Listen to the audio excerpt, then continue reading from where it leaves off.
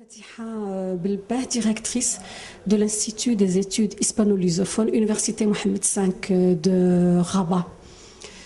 Je suis satisfaite, contente d'avoir participé à cette rencontre sur une thématique d'actualité qui nous intéresse et personnellement m'intéresse beaucoup en tant qu'hispaniste marocaine et en tant que responsable d'une institution qui travaille sur, entre autres, les relations entre le Maroc et l'Espagne et les perceptions mutuelles. Ce n'est pas la première rencontre organisée par l'IRES sur cette thématique. Autant dire que c'est un sujet qui est très important et qui inquiète. Le sujet des perceptions et de l'image de l'Espagne au Maroc, de l'image du Maroc en Espagne.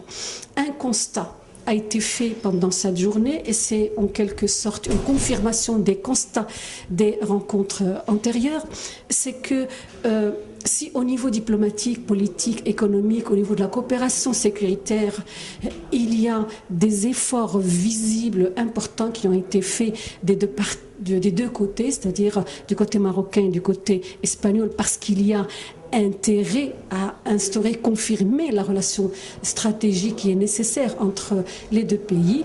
Il reste encore des obstacles à surmonter, notamment au niveau des perceptions mutuelles. Comment nous sommes perçus par les Espagnols? Comment percevons-nous les Espagnols ici au Maroc?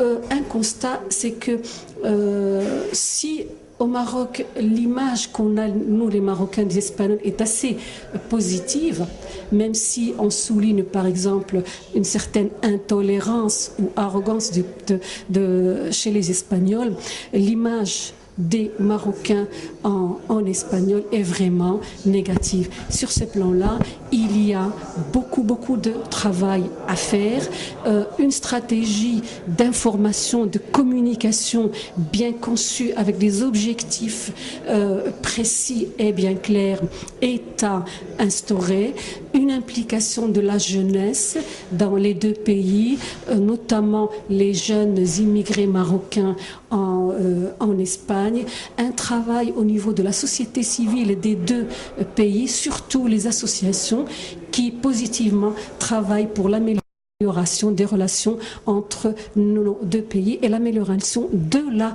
connaissance mutuelle et le dépassement de la grande ignorance qui existe.